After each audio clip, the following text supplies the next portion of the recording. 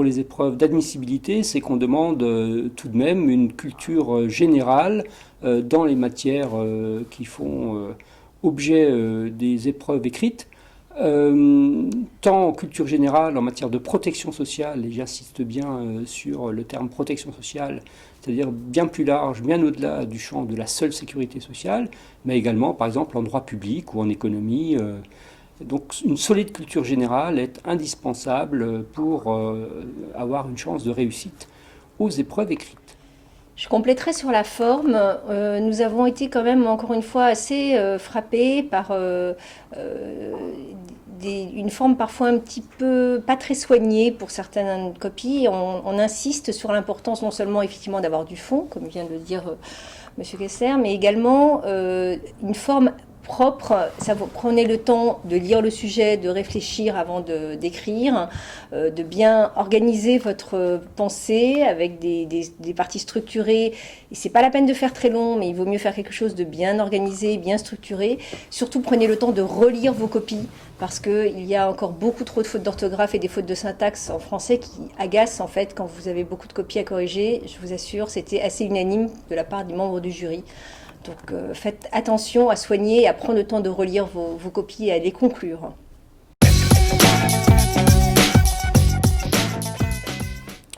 En ce qui concerne les épreuves orales, ce qui a particulièrement frappé le jury cette année, c'est que l'on souhaiterait que les candidats se présentent de façon un peu plus naturelle et qu'ils se présentent tels qu'ils sont. On a été un peu gêné par le fait de présentations un peu stéréotypées qui peuvent être quasiment apprises par cœur. Je pense que la meilleure façon de passer l'épreuve orale, c'est vraiment d'être soi-même, de se présenter tel qu'on est, avec évidemment, en mettant en avant ses qualités, bien sûr, mais sans vouloir absolument se conformer à un modèle type, d'ailleurs, qui n'existe pas dans l'esprit du jury. Je suis tout à fait d'accord avec cette vision-là. Les candidats qui ont plutôt bien réussi les épreuves du côté du concours interne sont des gens qui ont été très cohérents, qui ont présenté une démarche très cohérente en termes de parcours professionnel et de motivation. Je vous invite vraiment pour les candidats internes, notamment ceux qui viennent que ce soit des organismes, enfin des unités de production ou des fonctions support, à prendre le temps aussi, comme pour les épreuves écrites, à regarder les enjeux dans lesquels vous vous inscrivez. Vous êtes censés devenir des futurs directeurs et agents de direction.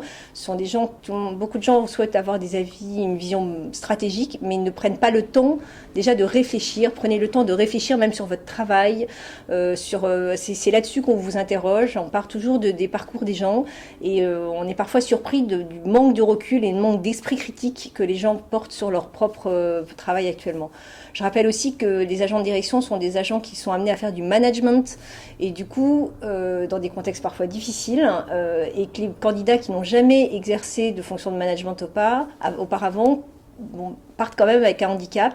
Donc, soit je vous conseille de prendre des fonctions de management avant de postuler à l'EN3S pour faire vos preuves, soit en tout cas d'arriver avec des éléments qui vraiment convainquent de manière concrète le jury. Vous aurez des mises en situation et souvent c'est dans les mises en situation qu'on découvre que les gens n'ont pas forcément des réactions très adaptées.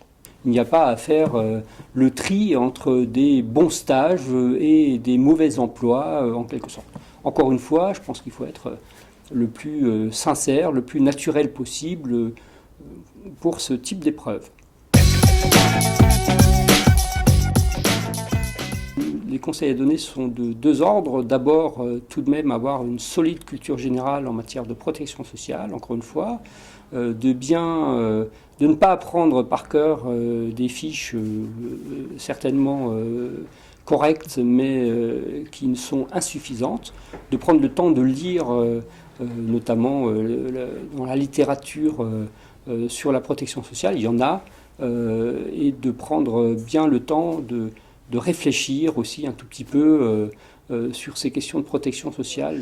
Soyez à la fois curieux d'aller voir des secteurs différents de celui dans lequel vous travaillez actuellement dans les caisses, surtout si vous souhaitez changer de branche. Prenez le temps d'aller rencontrer des gens qui travaillent dans les autres caisses, dans les CAF. Si vous travaillez dans une CEPAM, allez voir des gens qui travaillent dans des CAF et inversement dans des URSSAF. Soyez curieux de l'actualité, de ce qui se passe en termes d'enjeux, surtout qu'on est dans une période quand même très compliquée sur le sujet, et soyez inventifs pour arriver à vous approprier ces éléments. Et si vous vous projetez dans des fonctions d'agent de direction, il faut que vous soyez capable aussi d'avoir à la fois des opinions, un esprit critique, et après d'être créatif et de proposer des choses.